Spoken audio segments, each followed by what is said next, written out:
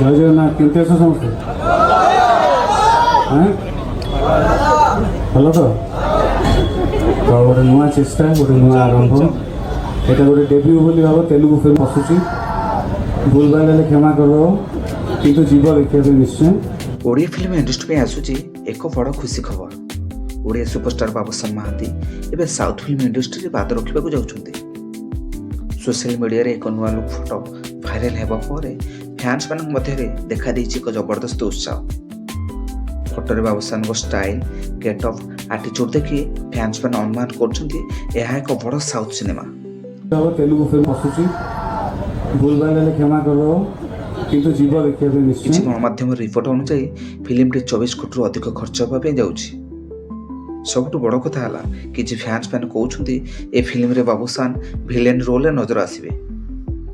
ଯଦିଓ ଏପର୍ଯ୍ୟନ୍ତ ଅଫିସିଆଲ ଘୋଷଣା ହୋଇନାହିଁ, ତଥାପି ସୋସିଆଲ ମିଡ଼ିଆରେ ଫ୍ୟାନ୍ସ ମାନେ କହୁଛନ୍ତି Babushan is the ready for next ଲେବୁଲ୍। ଯଦି ଏ ଖବର ସତ ହୁଏ, ତେବେ ଓଡ଼ିଆ ସିନେମା ପାଇଁ ହେବ ଏକ ଐତିହାସିକ ମୁହୂର୍ତ୍ତ। ଏବେ ସମସ୍ତଙ୍କ ନଜର ବାବୁସାନଙ୍କ ଅଫିସିଆଲ ଘୋଷଣା ଉପରେ ରହିଛି।